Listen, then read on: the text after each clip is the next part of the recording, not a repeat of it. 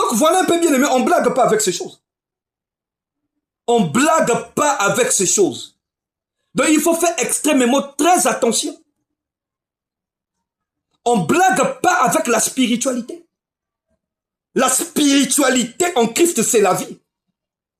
Lorsqu'on devient spirituel, on se dégage des dogmes. Tu auras même horreur lorsque tu attends la personne parler parce que ton oreille là est débouchée. Toutes tes deux oreilles sont débouchées. C'est la chose qu'on avait dit à Nicodème la nuit lorsqu'il est venu voir le Mashiach. On lui a dit que si tu n'es pas d'eau et esprit, tu ne peux pas rentrer dans le royaume. On a présenté à Nicodème deux choses. L'eau qui est la parole et l'esprit. Donc on ne nous trompe pas aujourd'hui. La manière qu'on a pris ce peuple-là dans le piège, il devient des esclaves, des moutons même. Des otages. Des otages. Des assemblées. Ça me fait pitié. À l'époque, moi aussi, je croyais certains pasteurs.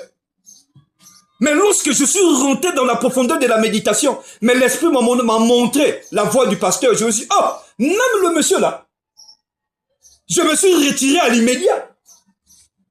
Je l'ai abandonné jusqu'alors. Mais j'ai pris seulement qu'il puisse croiser la vraie lumière pour qu'il puisse sortir. Mais il prêche les gens. Mais c'est pas mon problème, moi je regarde. Je sais qu'il est dans le faux. Mais nombreux qui sont là-bas, ils disent que, ah, il y a quel pasteur là-bas parce qu'il voit des miracles. Donc il y a plusieurs pasteurs qui obéissent aussi à cette divinité de Moloch. Nombreux pasteurs ont sacrifié. Il y a des temples aujourd'hui, même au Congo ici, ils ont enterré des gens. Ils ont enterré des gens qui sont sous le temple. Ils ont enterré les gens, ils ont enterré des moutons, des sacrifices. Donc il faut faire extrêmement très attention. Voilà pourquoi je dis toujours au peuple là, lorsque tu cherches à aller prier quelque part, médite dans ta maison, c'est toi qui es le temple. Demande à Elohim. Si ça prendra 3 mois, demande à Elohim de te montrer la voie. De te montrer un véritable Éphésiens 4, mon frère. Celui qui est la porteur d'une grande lumière, il est toujours négligé. C'est la personne même dans le quartier qui dit, oh, c'est lui là. Oh, mais c'est lui. C'est lui. C'est lui qui est le garant de l'esprit. Donc il faut faire extrêmement très attention. Le monde qu'on vit là, beaucoup des assemblées ont enterré des gens. Beaucoup de pasteurs ont sacrifié des gens par le fait des Molochs. Beaucoup ont donné leurs enfants pour être pasteurs. Donc tu dois faire extrêmement très attention. C'est là où c'est dangereux.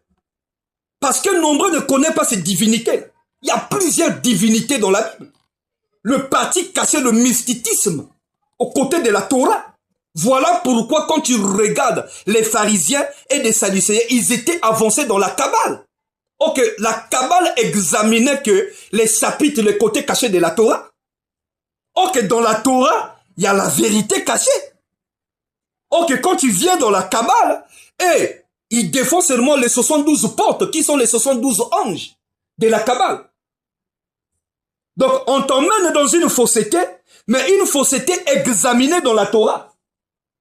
Mais on te présente la Bible, tu dis, oh, mais pour toi c'est la Bible. Mais c'est la partie cachée, le mysticisme de la partie cachée de la Bible. Que nombreux ne connaissent pas. Voilà pourquoi le Mashiach lui-même, il dit, cherchez-moi dans les psaumes et les prophètes. C'est ce qui était écrit de moi. Donc tu ne peux pas avoir le Christ dans le Nouveau Testament. Faux, frère. Le Christ n'a pas laissé le Nouveau Testament. Les apôtres n'ont pas laissé le Nouveau Testament. C'est des gens qui ont écrit. C'est sans les épîtres, les lettres qu'ils ont laissées, les gens ont pris, ont compilé. Le vrai secret se trouve dans le Tanakh. Quand tu regardes un juif, pourquoi le juif rejette la Bible? As-tu déjà posé la question pourquoi les juifs rejettent la Bible? Quand tu pars chez les juifs, on va te présenter le Tanakh. Pourquoi ils te présentent le Tanakh? Le Tanakh, on a 3 parties. On a la partie là où se trouvent les 5 chapitres de la Torah. On a le Nevi'im et les Ketuvim. Ce sont les écrits sacrés et les prophètes. C'est là où le Christ dit que cherchez-moi dans le psaume et les prophètes. Lorsque tu vois les psaumes, mais on parle que du Christ.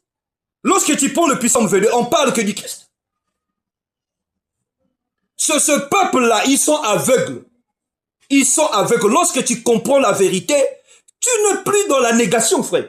Tu es dans la positivité. Tu sais d'où tu viens, tu sais d'où tu pars, comme le Christ avait dit.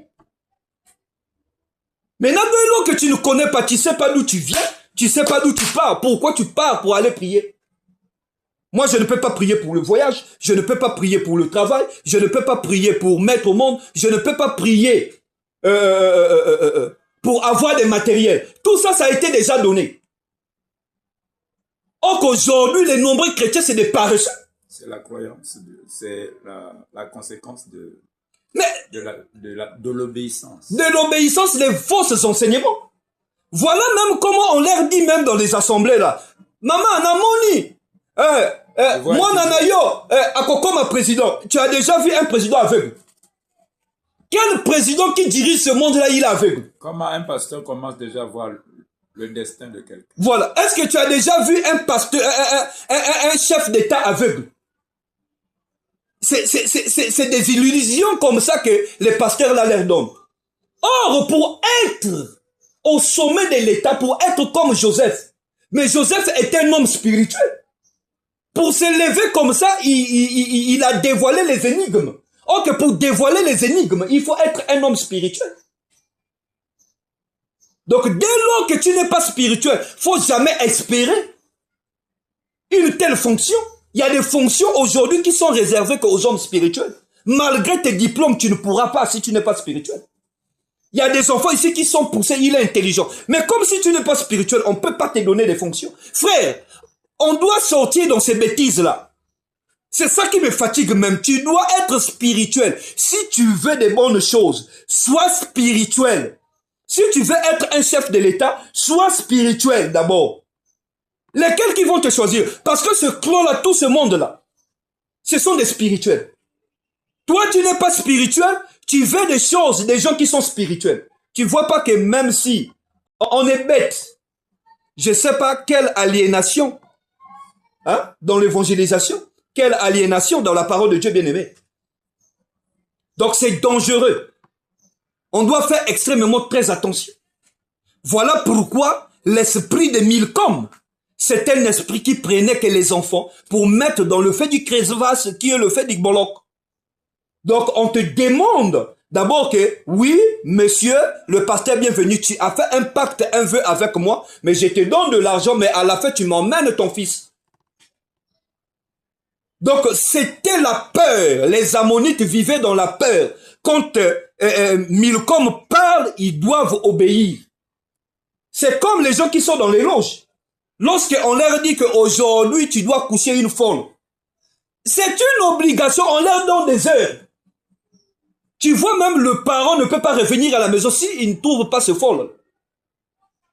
Aujourd'hui, on lui dit que c'est obligatoirement, tu dois coucher avec ta fille. C'est une obligation. Donc, eux, ils vivent dans la peur. Donc, lorsque l'esprit là parle, tu dois obtempérer. Tu dois obéir. Donc, on n'est plus là à raconter des bêtises devant les gens bien-aimés. Donc, voilà un peu, le peuple de Elohim doit être dans la clairvoyance. Le peuple de Elohim doit être dans la lumière. Le peuple de Elohim doit montrer la voie de la vérité. Le peuple de Elohim doit avoir la clairvoyance de l'écriture. Donc, bien-aimé dans le Seigneur, voilà un peu.